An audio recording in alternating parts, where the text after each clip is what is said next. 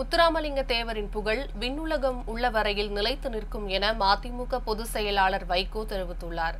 பசும்பொன் முத்துராமலிங்க தேவரின் 118வது ஜெயந்தி மற்றும் 63ஆம் ஆண்டு குரு பூஜையை முன்னிட்டு மதுரை கோரிப்பாளையத்தில் உள்ள பசும்பொன் முத்துராமலிங்க தேவரின் சிலைக்கு மதிமுக பொதுச் செயலாளர் வைகோ மாலை அணிவித்து மரியாதை செலுத்தினார். பின்னர் தேவர் சிலைக்கு கீழ் அமைக்கப்பட்ட முத்துராமலிங்க தேவர் படத்திற்கு பூக்களை தூவி மரியாதை செய்தார். இதன்பின் செய்தியாளர்களை சந்தித்த வைகோ, மீனாட்சியம்மன் கோவிலுக்குள் தலித் மக்களை முத்துராமலிங்க தேவர் அழைத்து சென்றார் என்றும் அவர் புகழ் விண்ணுலகம் உள்ள வரையில் நிலைத்து நிற்கும் என்றும் தெரிவித்துள்ளார்.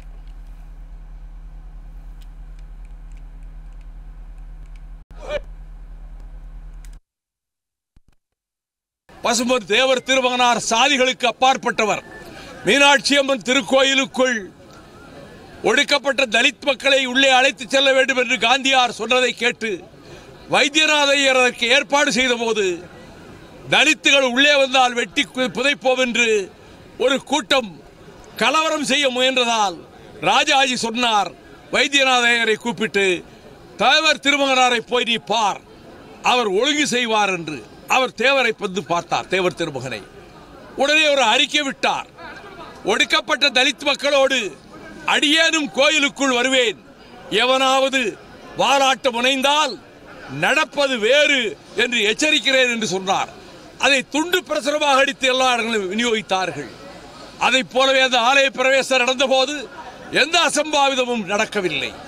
தன்னுடைய பசும்பொன் பகுதியிலே இருக்கக்கூடிய நிலங்களை ஒடுக்கப்பட்ட தலித் மக்களை, தேவேந்திரகுல மக்களை உழுது சொந்தமாக்கிக் கொள்ளுங்கள் என்று ஏற்பாடு செய்தவர்தான். கால சூழலில் விபரீதமான ஒரு நிலைமை ஏற்பட்டு அவர் குற்றச்சாட்டுகளுக்கு ஆளானார். அதற்கு அப்பாற்பட்டவர்.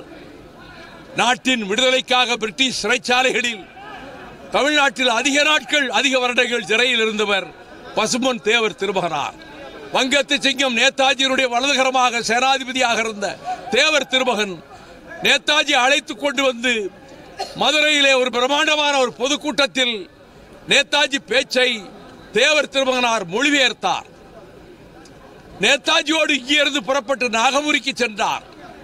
அங்கே நேரு கலந்து கொண்ட அந்த ஆலோசனை கூட்டத்தில் அங்கே தேவர் திருமகனுக்கு முன்னால் நேதாஜி சொன்னார், குருட்சேத்திரத்தில் அர்ஜுனனுடைய அம்புகள் எப்படி தொடுக்கப்பட்டனவோ அதை போல பிரிட்டிஷ் ஏகாதிபத்தியத்தை ஒழிப்பதற்கு இந்த நாட்டின் தேசிய படை உருவாக வேண்டும் என்று அந்த கூட்டத்திலேயே சொன்னார் நேதாஜி அவர்கள். நேதாஜியினுடைய மறு உருவமாக திகழ்ந்தவர் பசும்பொன் தேவர் திருமகனார். இன்று நாட்டின் முதலமைச்சர் முதல் அனைத்து கட்சி தலைவர்களும் பசும்பொன்னுக்கு வந்து அவருக்கு மரியாதை செய்வதை எண்ணி நான் உண்மையிலே பெருமிதம் கொள்கிறேன், மகிழ்ச்சி அடைகிறேன்.